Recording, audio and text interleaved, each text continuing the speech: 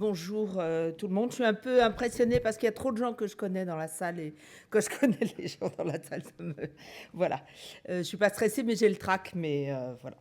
Donc, merci Patrick de m'avoir invité et merci pour cette brillante introduction qui a fait le point sur un certain nombre de données indispensables et vous verrez que je reviendrai sur des choses équivalentes et j'ai beaucoup aimé en particulier la précision sur la question du sens des mots parce que c'est en effet essentiel pour et le sujet qui nous préoccupe et l'ensemble de la vie en collectivité.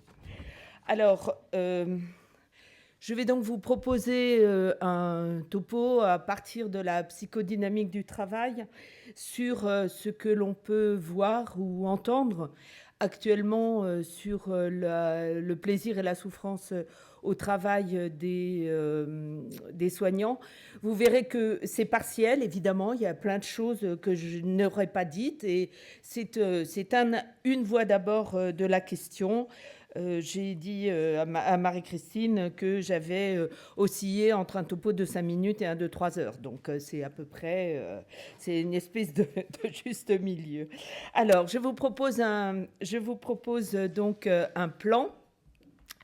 On va commencer avec quelques notions sur la psychodynamique du travail et puis je vous parlerai ensuite de ce que, à travers la psychodynamique du travail, on peut percevoir du plaisir et de la souffrance au travail chez les soignants à partir de 3 entrées principales et en conclusion quelques notions et puis quelques pistes d'action. Voilà, je ne fais pas de topo sur ma pratique clinique, mais elle transparaît à travers l'ensemble du topo. J'ai été longtemps médecin du travail, j'ai j'ai exercé la médecine de toutes les façons possibles. J'ai été j'ai fait de la gynéco-obstétrique et puis j'ai été médecin du travail et médecin inspecteur du travail avec une articulation entre pratique et application des règles et pratique et application de la clinique.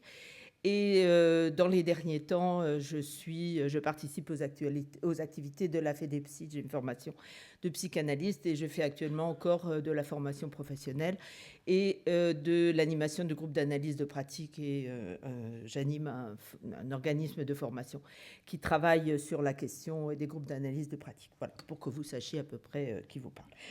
Alors, j'ai assez parlé de moi. Donc, la psychodynamique du travail, qui est un corpus théorique qui a été construit par Christophe Dejour, s'inscrit dans l'histoire, dans la philosophie et dans l'histoire de la psychologie.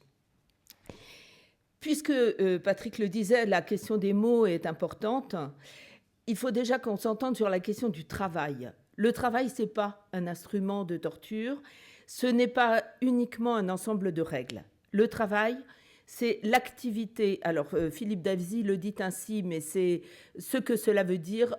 On se construit quand on travaille. Le travail, c'est une activité déployée par les hommes et les femmes pour faire face à ce qui n'est pas déjà donné par l'organisation prescrite du travail. Christophe Dejour a l'habitude de dire que si l'on met en œuvre l'organisation prescrite du travail, c'est de la grève du zèle et tout s'arrête. Si l'on fait vraiment ce qui est écrit dans les procédures, alors tout s'arrête. Et c'est bien l'un des problèmes, aussi bien du milieu du soin que du milieu professionnel ou politique en général actuellement, c'est que si on applique uniquement les directives et si on ne fait que mesurer des procédures et des processus, ça ne marche pas. Alors, ce qui s'est passé, donc Christophe Dejour, à la lumière de son histoire et de l'histoire médicale et politique autour de lui, a donc créé ce corpus. Il a été pendant très longtemps titulaire de la chaire de psychologie au CNAM, donc le Conservatoire national des arts et métiers, ce qui est déjà une façon d'exercer dans le milieu pratique et dans le milieu politique et social et qui n'est pas un exercice de professeur de médecine uniquement dans le milieu du soin. Alors il a été, son successeur c'était Yves Clos en effet, et Yves Clos a élaboré un certain nombre de notions complémentaires dont celle du travail empêché. Les racines de la psychodynamique sont, je vous le disais, philosophiques, c'est en particulier basé sur ce qu'écrivaient les Grecs, sur l'ambition de la vie bonne d'Aristote, les Grecs et la métisse et l'intelligence pratique qui revient à ce que je vous disais au début, c'est-à-dire on met du sien dans le travail, on n'applique pas que des règles, on est soi-même et on fait, on crée. Et ensuite, c'est basé sur la psychopatho et la psychanalyse. Et je vous citerai un texte de Freud dans Malaise qui reprend bien cette question de l'articulation entre le travail et la personnalité. La médecine psychosomatique, peut-être que dans mon topo, ça n'apparaît pas assez, mais la question du corps et de l'investissement du corps dans le travail est un élément essentiel à la construction aussi bien du sens qu'à la mise en œuvre de l'activité et de l'interaction avec les autres. Christophe Dejour parle de corpropriation dans une démarche de prise en compte de ce qui se passe autour de soi et d'engagement. Le corps est important et c'est vrai que je le dis là, mais je ne le redirai pas forcément après. Et Patrick le disait lorsqu'il parlait de la question de la médecine à distance, qu'elle soit à distance même avec quelqu'un qui est dans la salle ou qu'elle soit de la télémédecine. Ça crée un problème parce que c'est non seulement le corps du patient qui est inaccessible, mais le corps du soignant n'est pas accessible aux soignés. Et la question de l'illustration qu'on en a eue pendant la crise du Covid a été particulièrement nette, c'est-à-dire tous ces gens hyper protégés, masqués, etc. Il n'y avait plus de contact. Et la parole a évidemment un rôle important, mais le corps aussi. Et donc la médecine psychosomatique, dans cette articulation entre le langage verbal et le langage non verbal, a eu une place déterminante dans la construction de la psychodynamique. Et enfin, l'une des racines principales, c'est l'ergonomie de langue française, qu'on appelle ainsi ELF, qui, par opposition à l'ergonomie anglo-saxonne, qui est essentiellement descriptive et physiologique, est sur une approche qui passe par la perception du sujet, par la notion de contrainte astreinte, et en particulier les notions de travail prescrit, travail réel. Le travail prescrit, c'est ce qu'on vous dit de faire, et le travail réel, c'est ce que vous allez réellement faire après le passage par la personne qui y met du sien et de sa créativité. Je n'insisterai pas sur les conditions historiques. Si on a le temps, on y reviendra à la fin. Simplement, il faut savoir que la psychodynamique du travail a été créée dans la logique de l'après-guerre, c'est-à-dire des mouvements syndicaux, historiques, etc., de reprise en main aussi bien de la communauté productrice que du politique, où on s'est rendu compte que c'était bien les individus qui s'étaient engagés, qui avaient réussi à reconstruire quelque chose, et c'est ceci qui a été aussi traduit au travail. Et un certain nombre de syndicalistes se sont engagés dans des voies très opératoires sur le milieu du travail, et d'autres, comme Christophe Dejour, qui dit « les amis ont pris trop de coups et moi j'ai préféré prendre une autre voie », ont construit des voies d'élaboration autres pour aider, enfin, pour contribuer à une réflexion avec ceux qui étaient restés sur le terrain. Donc, je vous aurai mon topo, donc ne vous inquiétez pas, ne vous fatiguez pas à prendre des notes. Enfin, je vous ferai passer les diapositives à ceux qui le souhaitent. Voilà, donc j'ai dit, je n'insiste pas sur la question de l'histoire, des circonstances et conditions d'apparition. Simplement, ce qui est important, c'est de savoir que c'est bien un corpus théorique qui est à l'articulation entre les sciences sociales et les sciences médicales. Et c'est bien une science, hein, c'est l'éternel débat. La psychanalyse est-elle une science à partir du moment où il y a un corpus théorique et une réflexion sérieuse? Oui, c'est une science. Sur les grands ancêtres, donc vous voyez que ce sont là aussi des ancêtres philosophes ou inspirés ou intégrés dans l'histoire de la psychiatrie et de la contre-psychiatrie. Et je prendrai, comme je n'ai pas insisté sur des textes de Lacan, parce qu'il n'y en a pas en réalité hein, sur le travail, mais je reprendrai un texte de Freud, mais on peut bien sûr aussi penser à Winnicott ou à Hannah Arendt dans la question de l'analyse du travail et de la question de la perception de l'engagement qu'ont les travailleurs à leur poste et dans leurs fonctions. Et j'écris récemment Le retour à la Boétie parce que c'est une évolution récente du travail que fait Christophe Dejour avec son équipe. C'est un travail sur la servitude volontaire. On n'aura pas forcément le temps d'y revenir de manière importante, mais c'est vraiment, vraiment un sujet qui nous préoccupe aussi bien dans le travail que dans la vie, que dans la vie citoyenne. Alors c'est intéressant de voir que Freud n'a pas tant parlé que ça du travail, mais il en a parlé dans son dernier ouvrage, que moi je préfère lire dans une traduction où ça s'appelle « Malaise dans la culture » et non « Malaise dans la civilisation », où il nous dit « Savoir ce que les hommes permettent comme finalité et dessein de leur vie, il n'est guère possible de se tromper dans la réponse, ils aspirent au bonheur, ils veulent devenir heureux et le rester. » Ça rejoint Aristote et la vie bonne. Hein. Cette aspiration a deux faces, un but positif et un but négatif. Elle veut d'une part que soit absent la douleur et le déplaisir, d'autre part que soit vécu de forts sentiments de plaisir. Au sens le plus étroit du mot, bonheur ne se rapporte qu'au dernier point. C'est Freud qui l'écrit. Après, bon.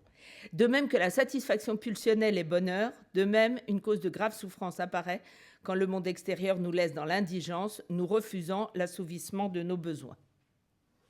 Donc on voit bien que le travail va consister à creuser, à combler ces vides et à soit assouvir les pulsions, soit trouver une voie d'apaisement. Et il continue. Une autre technique de défense contre la souffrance se sert des déplacements de libido qu'autorise notre appareil animique. La tâche qu'il faut résoudre est de situer ailleurs les buts pulsionnels. La sublimation des pulsions prête ici son aide. Claude ne me contraindira pas, la question de la sublimation est une question un petit peu compliquée, mais c'est une des manières d'aborder la question du travail et la question de l'investissement au travail. Ça peut bien être une voie de sublimation et une résolution ainsi d'un certain nombre de conflits intrapsychiques. Alors, la dernière parole n'est pas vraiment dans le texte de Malaise, c'est une note de bas de page, mais pourtant elle me paraît extrêmement intéressante. Le travail professionnel ordinaire, accessible à chacun, peut prendre la place qui lui est assignée. Il n'est pas possible d'apprécier de façon suffisante, dans le cadre d'une vue d'ensemble succincte, la significativité du travail pour l'économie de la libido. Aucune autre technique pour conduire sa vie ne lie aussi solidement l'individu à la réalité que l'accent mis sur le travail, qui l'insère sûrement tout au moins dans un morceau de la réalité, la communauté humaine. C'est ce que dit Lacan lorsqu'il dit « le réel, c'est ce qui résiste ». Et le travail a de l'intérêt aussi parce qu'il nous confronte au réel. Et j'ai oublié de le dire, j'ai pendant 13 ans mené la consultation d'alcoolologie et addictologie à l'hôpital de Haute-Pierre. Et pour mes patients qui étaient dépendants d'une substance licite ou illicite, la question du travail et la question du réel et de cette confrontation au réel était une voie d'approche à l'espoir de se sortir de la dépendance, qui était une voie extrêmement précieuse et extrêmement efficace. Pour quelqu'un qui n'est pas bien dans sa peau ou qui souffre de troubles ou de la conduite ou de l'approche de la réalité, la question d'un réel qui résiste, qui est là, et qui en plus est porté par un collectif humain, est extrêmement important.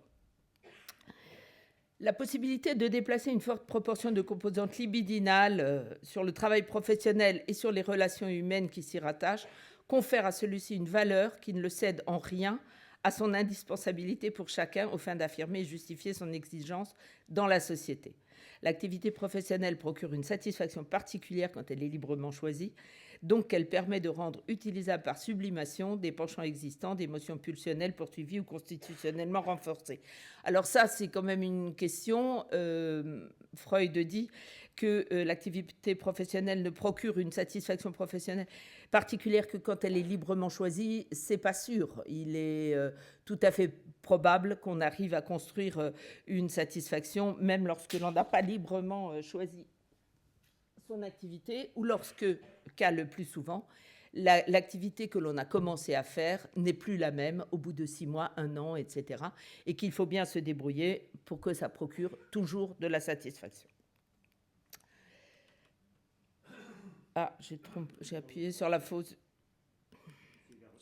file. Voilà. Alors, la psychodynamique du travail, comme je vous l'ai définie, s'appuie sur un certain nombre de thèmes essentiels, de concepts essentiels. La centralité du travail, sur lesquels je reviendrai. La centralité du travail, l'élaboration de règles de métier, la reconnaissance, le jugement porté sur le travail, les stratégies défensives individuelles et collectives, la servitude volontaire. La centralité du travail, c'est, vous l'avez constaté et les observateurs l'ont constaté, le travail joue un rôle essentiel dans la construction de la personne. Freud le disait déjà, ce n'est pas seulement pour gagner sa vie que l'on travaille, c'est parce que ça vous constitue et ça vous engage dans un échange avec le réel qui vous environne. Le travail permet de transformer la souffrance en plaisir. Le travail n'est jamais neutre. Soit il autorise la transformation de la souffrance en plaisir, il est constructeur de santé, soit il fait obstacle à la transformation de la souffrance en plaisir, il est destructeur. Et puis, il y a des conditions incontournables pour qu'il soit facteur de plaisir, c'est que le travail ait du sens et qu'il y ait possibilité de bien faire son travail. Et Yves Clos est revenu particulièrement sur cette notion en déployant et en analysant la notion de travail empêché. Et vous le savez, parce que vous l'avez expérimenté, et c'est particulièrement vrai dans le milieu du soin, à l'heure actuelle, de ne pas pouvoir faire correctement son travail est le facteur de souffrance le plus important, puisque non seulement on n'est soi-même pas satisfait de ne pas pouvoir faire correctement un travail dans lequel on voulait s'engager, mais on voit sur le terrain les résultats de ce travail mal fait. Et ça pose en plus une énigme, parce qu'on ne peut pas comprendre, même si on vous l'explique réellement ou avec de la langue de bois, pourquoi on organiserait un travail dans de mauvaises conditions. Le travail est fait pour qu'on le fasse correctement. C'est un défi à l'entendement que d'avoir l'impression que dans certains cas, on cherche à ce qu'il soit mal organisé. Alors, deuxième point extrêmement important, c'est l'élaboration des règles de métier. L'élaboration des règles de métier, ce n'est pas une longue liste de procédures. C'est des règles que l'on se donne ensemble à partir de la base lorsque l'on connaît le travail. C'est ce que l'apprenti va apprendre lorsqu'il va être au contact du maître ou du maître d'apprentissage. C'est ce que les soignants vont apprendre lorsqu'ils arrivent dans un service. Et comment on fait les choses, comment on ne les fait pas, et comment on prend au sérieux certains aspects, et comment d'autres, on se rend compte que c'est écrit sur le papier, mais que c'est un détail et qu'on n'est pas vraiment obligé de s'en préoccuper. Mais vous voyez bien que pour arriver à élaborer ces règles de métier ensemble, il faut du temps. Et Patrick insistait sur le fait que le temps est de plus en plus considéré comme inutile. Il est parfois même considéré comme dommageable. Dans un certain nombre d'organisations comme ce que nous propose le Lean Management, il ne faut pas trop discuter. C'est du gras de trop discuter. Ça se comptabilise en perte d'activité, ce qui est une ignorance notoire de la manière dont le travail se passe réellement. Il faut bien sûr pouvoir collaborer et échanger sur la manière de travailler ensemble. Ce qui importe aussi pour la perception et la capacité d'engagement dans son travail, c'est la reconnaissance, cela a été dit et redit, et le jugement porté sur le travail. le jugement d'utilité, celui du public, et le jugement de beauté. Et ce jugement de beauté, c'est quand vous avez fait un beau pansement ou quand vous avez fait un bel entretien, que quelqu'un sort d'une consultation avec vous ou d'un soin et qu'il va bien. Les choses ont été, au moins pour un moment, ont été prises en compte et un collègue ou une collègue va vous dire « c'est du beau boulot ». Ce n'est pas le chef qui va vous dire « c'est bien, tu auras un bon point ». C'est le collègue qui vous dit c'est du beau boulot. Et ça, c'est extrêmement important. Et c'est souvent plus important que le jugement d'utilité ou que la sanction, l'évaluation, la sanction au mot général, hein, que l'évaluation par les chefs ou par la hiérarchie. Et ce jugement de beauté se caractérise par deux éléments, le jugement d'appartenance et le jugement d'originalité. Le jugement d'originalité, c'est soi que l'on met dans le travail à partir des règles qui vous ont été données et que, de préférence, on a construites avec les collègues, comme je le disais auparavant. Mais il y a aussi, dans ce jugement, le jugement personnel, et en particulier la confrontation à ses propres valeurs. Et ça, il ne faut pas l'oublier, parce que c'est de plus en plus important. Dans la mesure où le travail empêché vous empêche de faire ce que vous vouliez faire, eh bien, il faut pouvoir s'avouer à soi-même que l'on a un jugement sur ce que l'on est en train de faire et que l'on est obligé de chercher les raisons pour lesquelles on l'a fait, de manière à ne pas être dans la culpabilité vis-à-vis de soi ou dans la honte vis-à-vis des autres. Donc, cette question du jugement personnel est à prendre en compte, à ne pas rejeter, parce que si elle part par la porte, elle reviendra par la fenêtre. Et elle peut aboutir à des phénomènes extrêmement importants. Dans un certain nombre de cas, ce n'est pas le travail lui-même, c'est ce que l'on en pense et c'est ce que cela vous fait par rapport à vos valeurs, par rapport à ce que vous aviez investi, qui va avoir une conséquence sur la santé. Lorsque nous avons créé Mot pour Mot au Travail, qui était une association qui s'occupait de victimes du travail, on avait de victimes de harcèlement à l'époque, mais aussi beaucoup de troubles d'organisation, d'évolution gestionnaire des entreprises. On avait beaucoup de personnes qui travaillaient dans les associations et beaucoup de personnes qui travaillaient dans le soin, et qui nous disaient que ce qui était terrible, c'était de voir que sur les terrains, ils étaient obligés de travailler de manière contraire à leurs valeurs et que ça les rendait malades. Et que c'était ce qui a été après appelé la souffrance éthique, et dont on s'est rendu compte que c'était l'un des éléments les plus importants d'atteinte à la santé. Et j'ai encore en tête, alors ce n'était pas une personne du soin, c'était une experte comptable qui travaillait dans un grand cabinet à Colmar. Et ce cabinet conseillait l'ensemble des politiques de la région et avait toujours couvert toutes les habitudes qui à l'époque étaient fort peu défendables et assez peu glorieuses. Et un beau jour, elle a dit « ça suffit, j'arrête, je ne peux plus, ça me rend malade ». Et elle s'est fait injurier, mais tu n'es pas solidaire, tu n'es pas... Elle a dit non, mais je ne peux plus. Et ça, c'est une question. À partir de quel moment on ne peut plus et comment est-ce qu'on construit cette résistance? Mais nous lui avons dit, n'ayez pas honte par rapport à ce que vous avez fait avant. C'est bien de se poser la question maintenant. Et l'important, c'est de se mettre en situation de pouvoir se poser les questions sans forcément ne faire que se battre sa coulpe, et de pouvoir reconstruire quelque chose d'autre. Alors enfin, lorsque l'on se trouve dans ces situations compliquées, eh bien, qu'est-ce qui reste à construire? Des stratégies de défense. Et ces stratégies de défense, elles peuvent être individuelles ou collectives. Les plus efficaces sont les stratégies collectives. Et elles servent à se protéger surtout contre ce qui pourrait empêcher de faire son travail. La peur du danger physique, la peur du vieillissement et de la mort, le sentiment de contribuer à une injustice, la peur d'affronter une situation difficile. La peur du danger physique, c'est par exemple le compagnon qui monte sur le toit et qui ne met pas son baudrier et on ne comprend pas pourquoi il fait ça. Il se met délibérément en danger. Eh bien, il se met délibérément en danger pour oublier qu'il est mortel. Il prend des risques exprès. Et les autres stratégies défensives se construisent avec les autres, parce que c'est très difficile de construire une stratégie tout seul, et en plus, c'est pas toujours très efficace.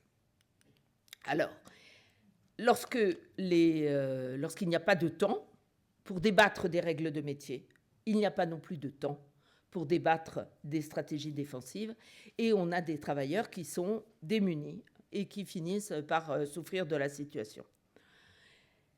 Les stratégies défensives collectives souvent font partie du métier et semblent être une étape obligée, comme par exemple l'humour carabin, dont vous avez peut-être profité ou souffert, ou ça dépend des moments, quoi. C'est vraiment, mais c'est une stratégie de défense contre la mort, contre la gravité de la situation.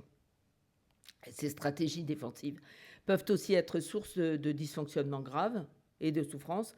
J'en parlais tout à l'heure, la question de l'alcoolisation, actuellement la question du dopage des cadres.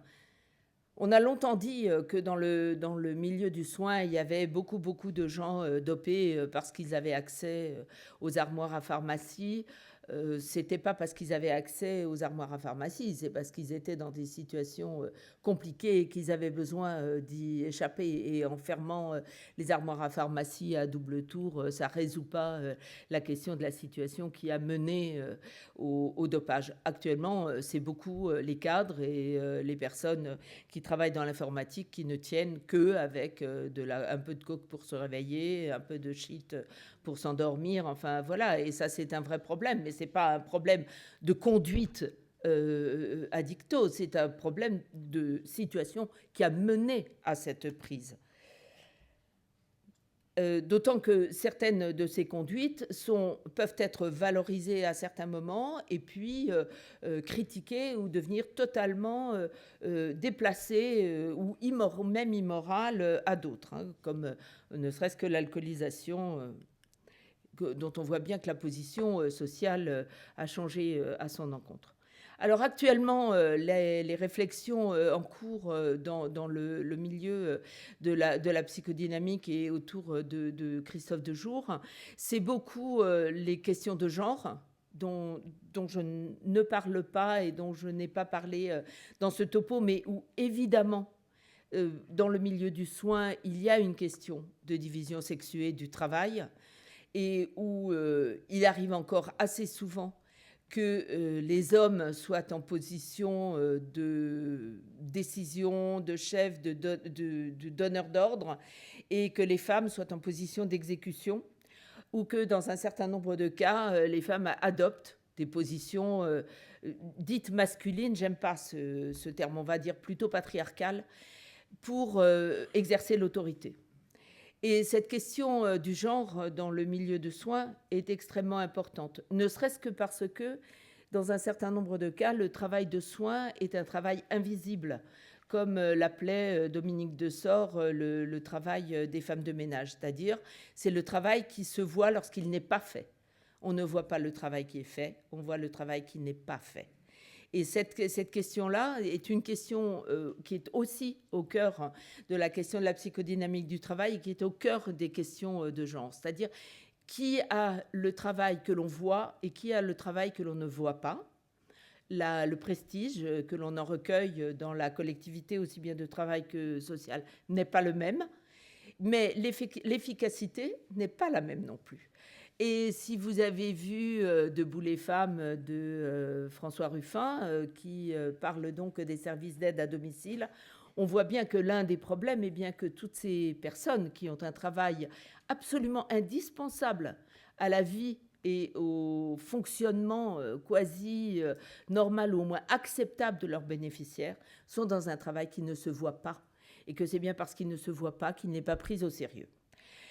Et l'autre réflexion qui est en cours actuellement, c'est la question de la servitude volontaire, parce que on se rend bien compte que c'est une question qui est à l'articulation entre le travail et la vie collective. Qu'est-ce qui fait que nous sommes assez nombreux à être dans des situations de servitude volontaire?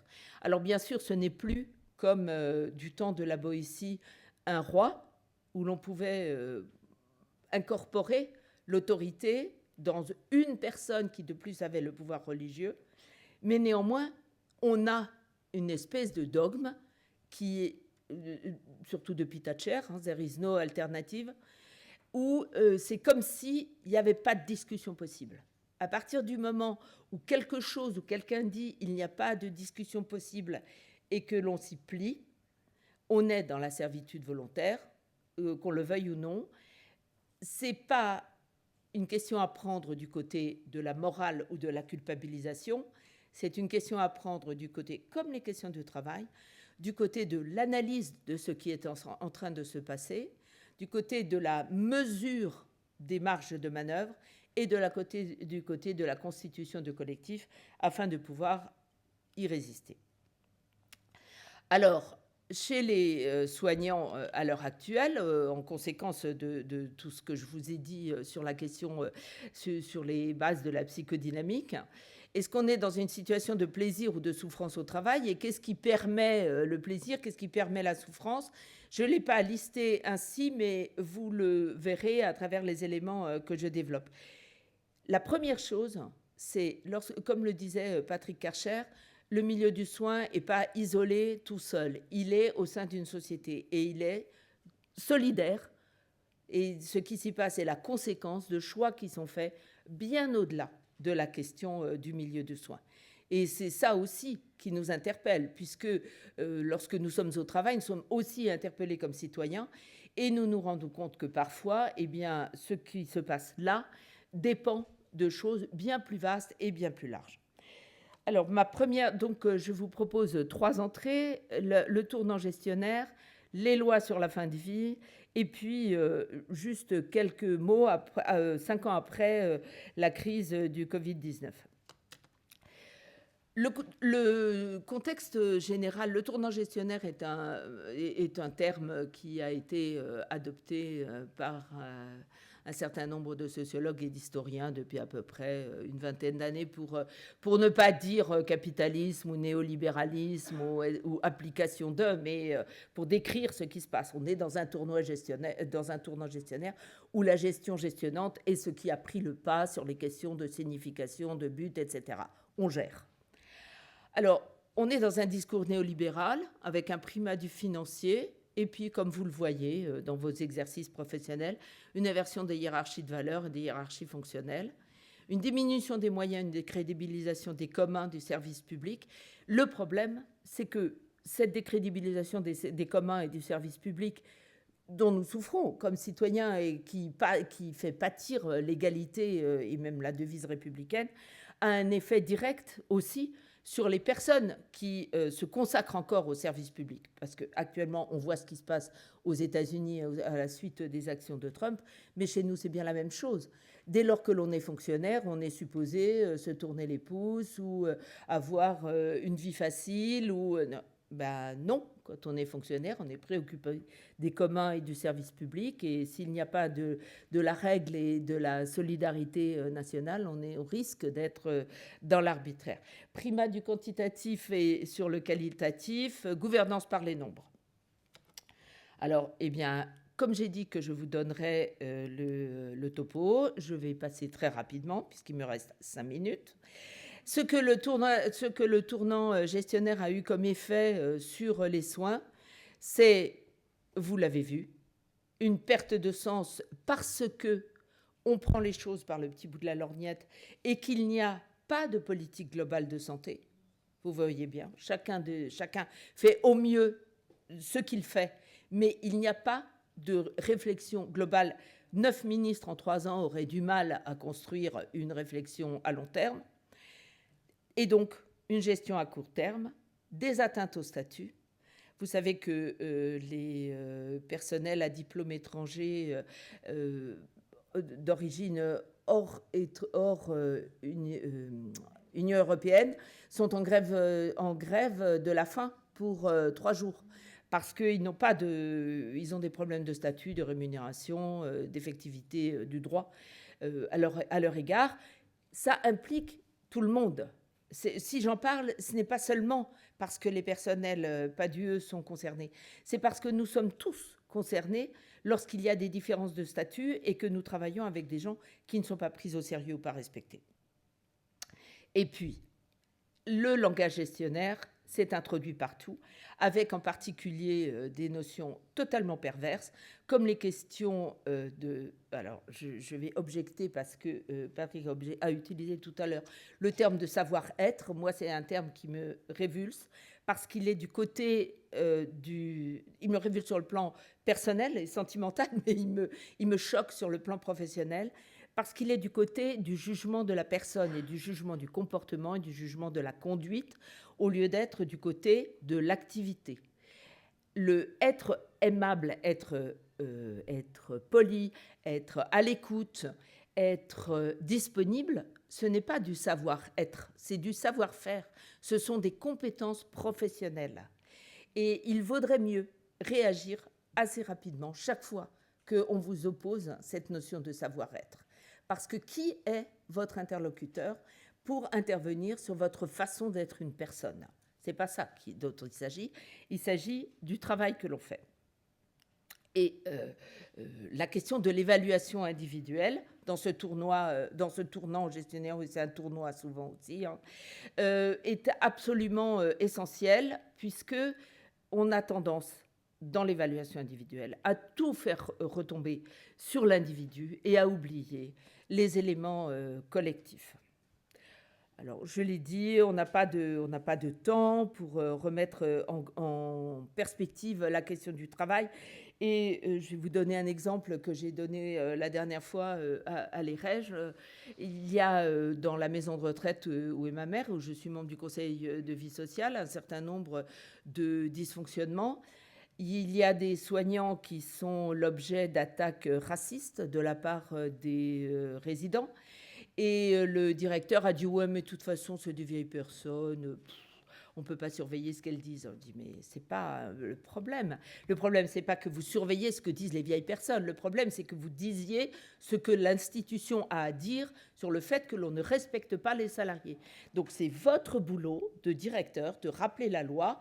On n'a pas le droit de faire des injures racistes. » Donc, les injures racistes du personnel, des résidents vis-à-vis du personnel, ne sont que très, très timidement prises en compte. En revanche, il y a 2 boîtes aux lettres, une pour les dysfonctions, les événements indésirables, et une pour les phénomènes de maltraitance.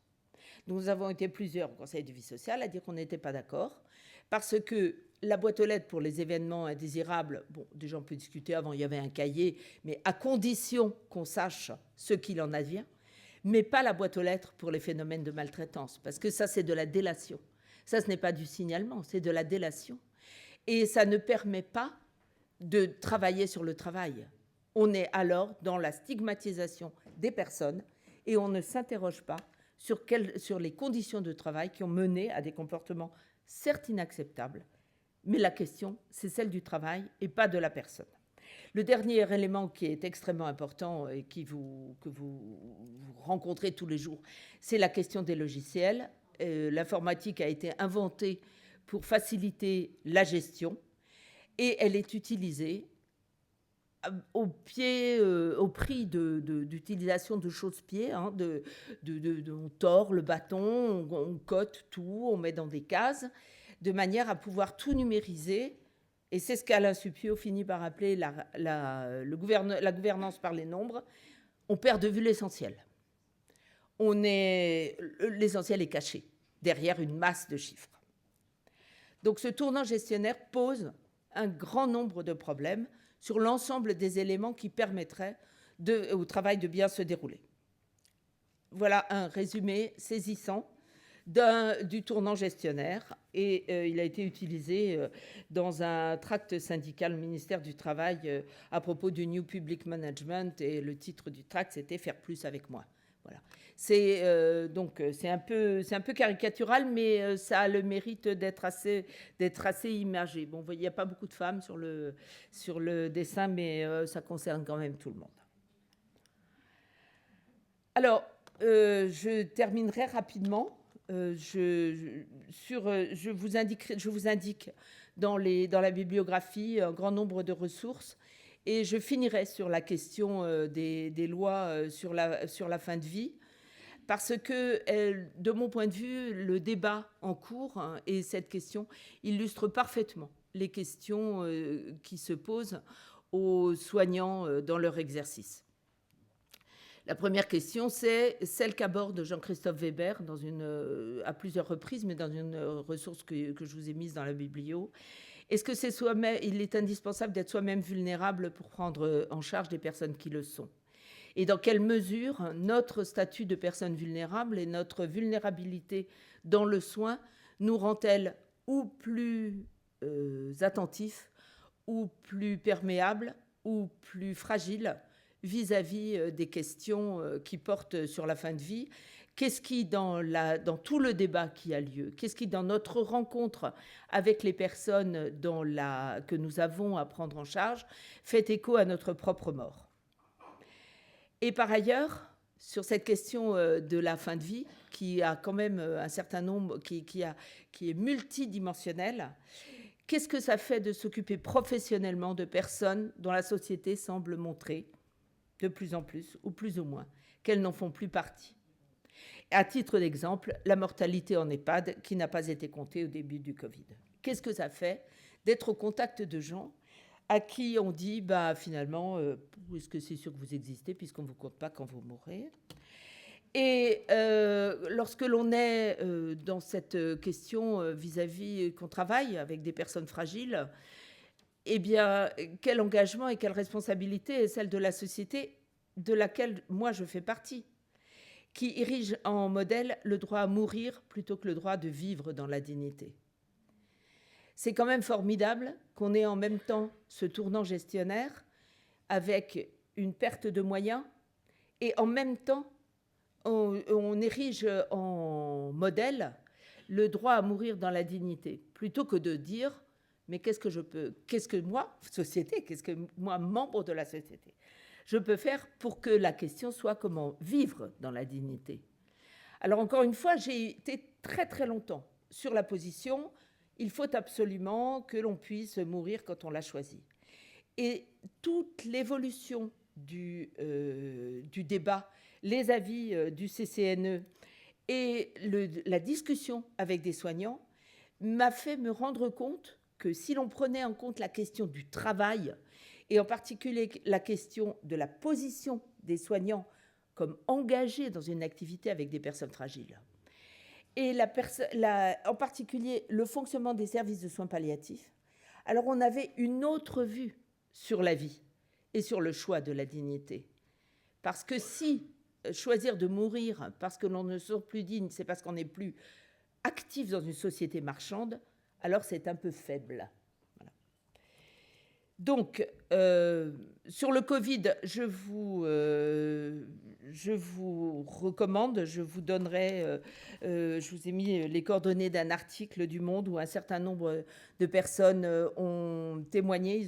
13 journalistes ont interrogé 15 personnes qui reviennent sur les conséquences du Covid, qui a quand même été un moment de grande créativité et de bouillonnement aussi bien intellectuel que collaboratif, qui a été une crise, qui a été pénible, mais qui a été un moment où tout le monde travaillait ensemble, hiérarchie, fonctionnelle et personnes sur le terrain.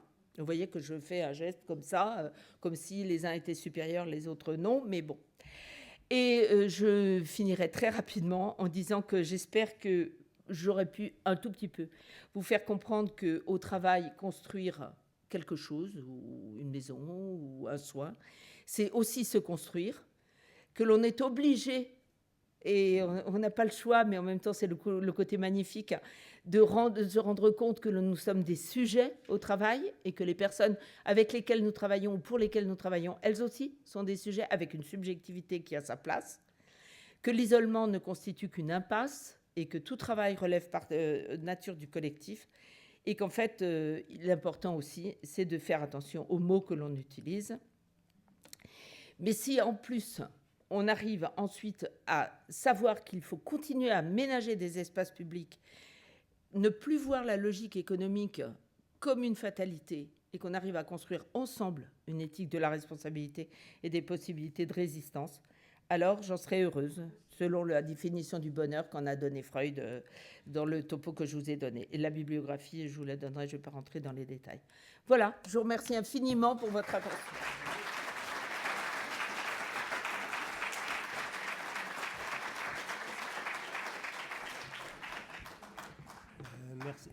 Merci beaucoup, Magdalene. C'est tout à fait bien. Alors, désolé de vous avoir interrompu en partie, mais non, c'est bien, c'est bien. Je regardais pas ma montre. Je vais juste répondre à votre remarque sur le savoir-faire. Sur le savoir-être. Sur le savoir-être, pardon, et le savoir-faire. Je suis absolument d'accord avec vous. Le problème, c'est que je ne pouvais pas développer. Pour moi, ce n'est pas le savoir-faire, c'est le savoir-y faire. Ça, ah oui, ce qui est le savoir. Le savoir-faire, il se rattrache très rapidement au faire. C'est tout le problème. Il faut y rajouter le savoir-y faire. Oui, c'est ça. Voilà. Je ne voulais pas développer, parce que c'était un peu complexe. Le savoir-y faire, c'est parfait, parce que ça se rapproche de l'idée de l'intelligence pratique de la métisse des Grecs. Le savoir-y faire, c'est ce que dit De Jour lorsqu'il dit « il faut savoir ruser, on triche un ourlet ». Quand on fait un ourlet à une jupe, on ne réajuste pas au fur et à mesure et on ne triche pas, la jupe ne tient pas, elle ne tombe pas juste. Et savoir y faire, oui. Mais ce que je veux simplement, ce qui me semble important, c'est que la question du comportement est une non-question. Et que le fait d'appliquer un certain nombre de règles élémentaires de reconnaissance de la dignité de l'interlocuteur, c'est une compétence professionnelle. C'est tout. Et que donc, lorsque on veut commencer à embêter les gens sur le savoir-être, la première des choses, c'est de s'interroger sur quelles sont en réalité les compétences que l'on attend, et deuxièmement, quelles sont les modalités qui sont mises en place pour que ces compétences puissent être mises en œuvre.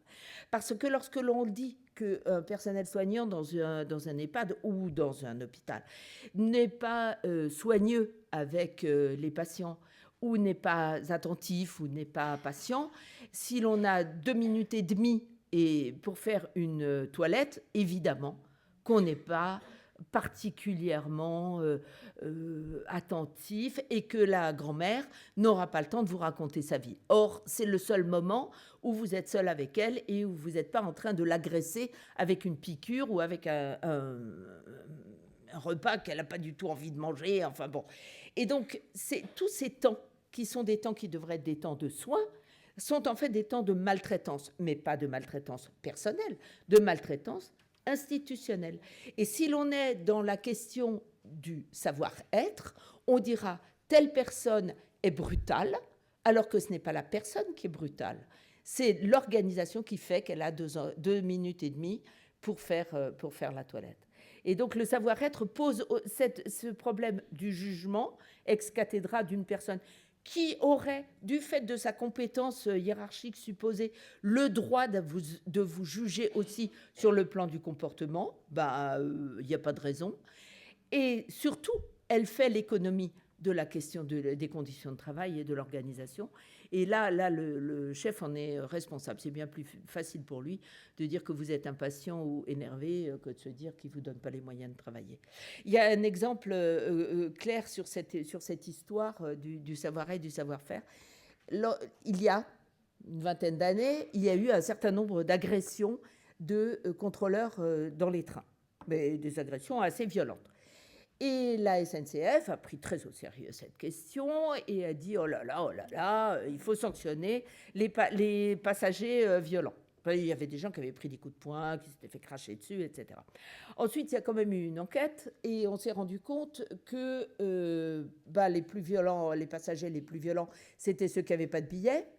C'est parce qu'on avait supprimé les contrôles à l'entrée des quais et on s'est rendu compte que le fait que des contrôleurs seuls portent toute la politique tarifaire de la SNCF, c'était un peu dur pour les contrôleurs tout seuls. La SNCF a proposé de faire des formations contre l'agressivité aux contrôleurs. Vous savez, c'est ce que vous avez vous aussi quand vous avez quelqu'un au téléphone qui reformule, qui dit très poliment « Ah, vous voulez dire » et tout, plutôt que de répondre à vos questions, ça vous rend fou. D'ailleurs, quand on est dans le soin, c'est la même chose. Je veux dire, quand on ne répond pas à vos questions, mais qu'on fait une manœuvre dilatoire, c'est très énervant. Donc, ils ont fait des formations aux contrôleurs pour savoir détourner l'agressivité. Mais ça ne suffisait pas. Alors, ils ont dit, ah ben, on va plus embaucher que des personnes lymphatiques, pas énervées, etc. Le type qui, lorsqu'on l'agresse en entretien d'embauche, ne vous répond pas immédiatement, espèce de crétin. Celui-là, celui qui est gentil, qui dit, mais bien sûr, il serait un bon contrôleur. Ça n'a pas marché non plus. Et alors, ils ont fait une enquête sérieuse et ils se sont rendus compte que c'était exactement, les agressions étaient donc exactement contemporaines du temps où les contrôleurs se sont retrouvés à garantir la politique tarifaire de la SNCF. Et aussi, le moment où, pour faire des économies, on a mis les contrôleurs seuls. Et lorsqu'ils ont remis les contrôleurs à 2 dans les wagons, miracle, eh bien, les agressions se sont quasiment arrêtées. C'est la même chose dans le soin. Voilà. Merci beaucoup.